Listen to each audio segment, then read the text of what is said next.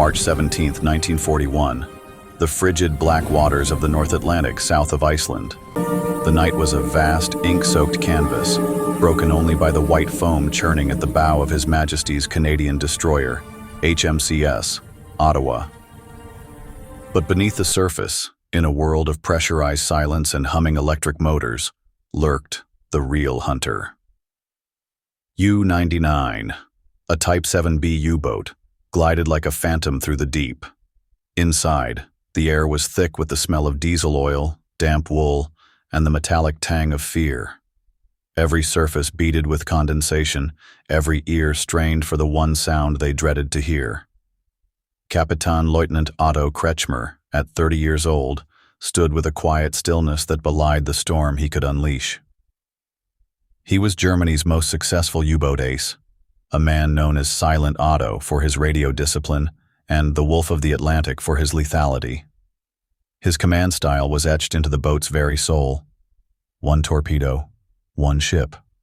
No wasted shots. He didn't need flamboyance. His results, over 270,000 tons of Allied shipping sent to the bottom, were his rhetoric. Tonight, however, the pack had turned on the Wolf.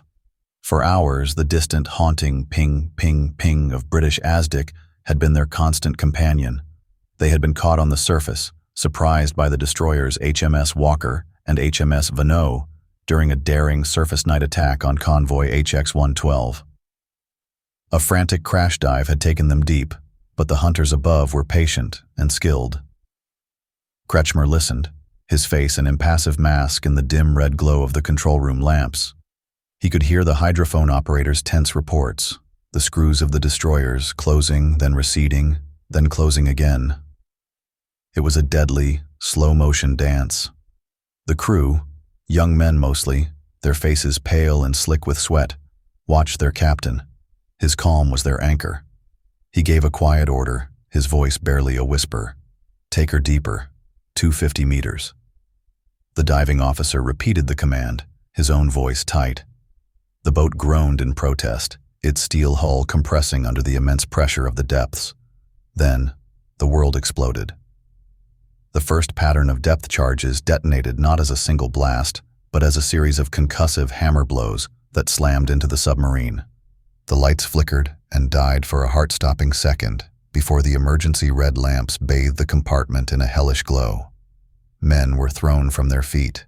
A shower of cork insulation rained down from the ceiling, mixing with the dust and the sharp, acrid smell of short-circuited electronics. A pipe burst somewhere, spraying a jet of high-pressure water into the compartment before the damage control party leapt onto it, fighting to clamp it shut.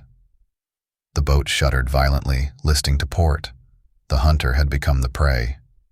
The ringing in their ears was deafening, a high-pitched whine that drowned out the moan of the tortured metal. U-99 was wounded, badly. Water sloshed around their boots, a chilling reminder that the ocean was always waiting to claim them.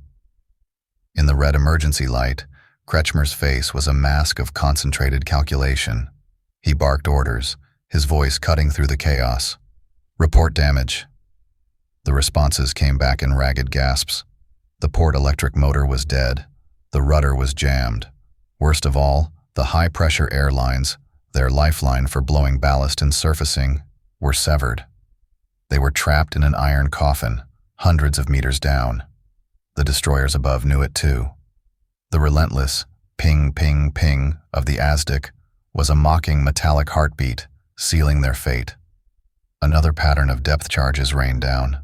These were farther away, a ranging shot. The British captains were methodical, hurting them, draining the last of the U-boat's air and power. Kretschmer knew there was only one move left. To stay deep was to die a slow, suffocating death, crushed by the sea. To surface was to face the destroyer's guns. But it was the only chance his crew had. "Blow all ballast," he commanded. The effort was futile with the damaged lines, a desperate gasp of compressed air that barely stirred the boat. "Emergency surface. All ahead, full on the starboard motor." The deck tilted sharply upward as the chief engineer poured every remaining amp of power into the single functioning motor. U-99, mortally wounded, began a slow, agonizing climb from the depths. On the bridge of HMS Walker, Commander Donald McIntyre saw the boiling, phosphorescent foam on the surface before he saw the boat itself. "There she is. All guns, engage." Searchlights snapped on, cutting through the pre-dawn gloom, illuminating the sleek, gray conning tower as it broke the surface like a dying whale. The deck guns of the Walker and Vano roared instantly. Shells whistled through the air, tearing into the U-boat's pressure hull with a sound like a sledgehammer on a tin can. Inside, U-99, it was bedlam. The crash of impacting shells mixed with the screams of shattering equipment. Through the periscope standard, now fixed in the upright position, Kretschmer could see the two destroyers circling, their gun flashes blinding. There was no return fire to offer. His deck gun was unmanned, his 80mm cannon useless. He turned to his crew, their young faces etched with terror and exhaustion in the flashing light of the shell impacts. His decision was instantaneous, absolute. There was no hesitation. "Abandon ship." Kretschmer's voice, for the first time, carried a tone of finality. "Destroy the Enigma, set scuttling charges." The crew moved, a well-drilled machine executing its final function. Confidential papers were fed into the smoldering stove. The complex Enigma machine was attacked with hammers. The senior engineer prepared the Vernichtungsanlage, the destruction system designed to send the boat to the bottom. Men began to flood up through the conning tower hatch, spilling out onto the slick, sloping deck, scrambling for the life rafts as cold Atlantic water washed over them. Kretschmer remained below, ensuring the evacuation was orderly, that his men had their chance. Only when he was certain did he make his own way up the ladder, emerging into the maelstrom of wind, smoke, and the blinding glare of searchlights. The cold Atlantic air hit Kretschmer like a physical blow after the stifling atmosphere of the dying U-boat. He stood on the starboard side of the slanted winter garden, the platform for the anti-aircraft gun that was now a twisted wreck. His boots found precarious purchase on the slick deck plates as U-99 began its final death shudder. Around him, his men plunged into the freezing, oil-slicked water, scrambling for the few inflatable rafts that had been launched. Searchlight beams from HMS Walker pinned him in their stark white glare, illuminating the scene in a surreal, theatrical light. He could hear the shouts in English from the destroyer's bridge, amplified by a megaphone, though the words were lost in the wind and the hiss of air escaping from his boat. The guns had fallen silent. The Royal Navy crew watched, mesmerized, as the German ace, the phantom they had hunted across thousands of miles of ocean, stood unmoving amidst the chaos. He was not shaking his fist at the sky, nor was he frantically trying to save himself. He was performing a final, deliberate act of command.